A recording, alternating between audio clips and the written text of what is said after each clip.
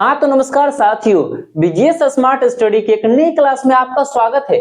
आज हम बताने वाले हैं बहुलक के बारे में, जो कि बोर्ड परीक्षा में 5 नंबर में हर साल पूछा जाता है। चलो बताते हैं कैसे बनता है।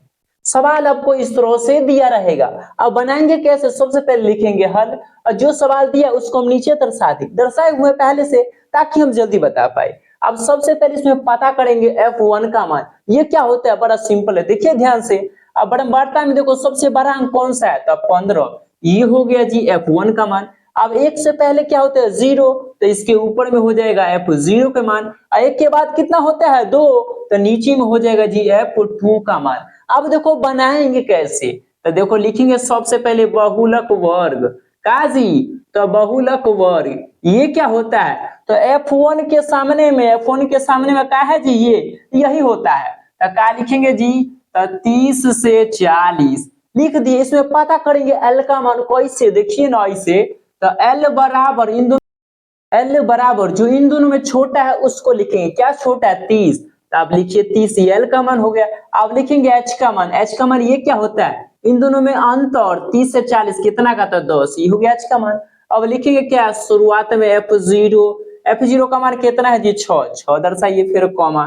F1 का मान कितना जी? 15 लिख दी।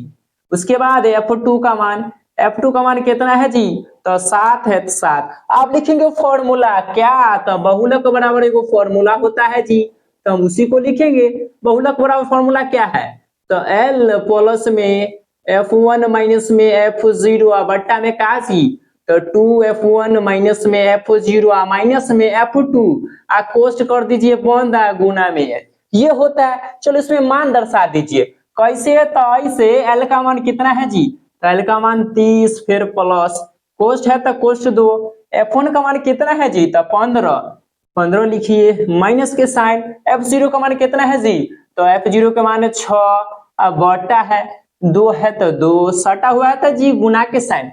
F1 का मान कितना? तो 15, फिर माइनस F0 का मान कितना जी? तो F0 का मान 6 है तो 6, फिर माइनस में F2 का मान कितना? 7, तो यहाँ पे 7।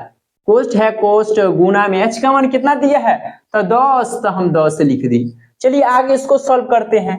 चलिए बड़ा सिंपल है, देखिए 30 है तो हम लिखेंगे जी 30 का 30, प्लस का साइन है प्लस। अब 15 में से 6 जाएगा कितना जी? तो 9 होगा, तो 9। अब कोष्ट है तो कोष्ट दे दीजिए। अब देखिए दोनों के गुना, 15 दूना कितना?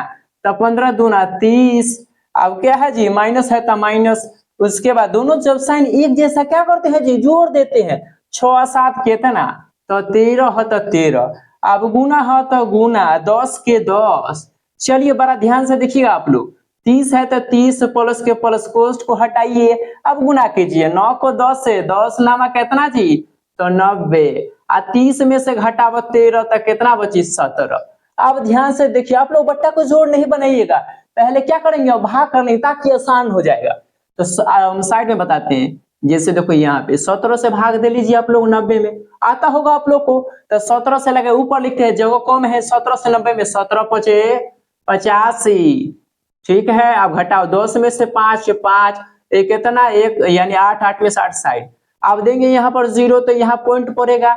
अब 17 से 17 दूना 34 घटाइए जी, इससे यहाँ से 10 में से 4 6, 4 में से 3 1। अब नहीं जाएगा, एक 0 पॉइंट के बदले में उतारते हैं। अब 17 से लगाइए, कितना हो? 17 नमा 153 घटाइए, 10 से 3 7, ये हो गया साइड। अब दो अंक जब आ गया दशमलव के बाद तो छोड़ दो, हो गया। अब क्या करेंगे जी? बराबर के साइन 30 है तो 30 प्लस 17 से भाग दिए, कितना आया है? 5.29। अब दोनों को जोड़ेंगे कैसे? ऐसे 5 को 30 को, 30 5 कितना जी?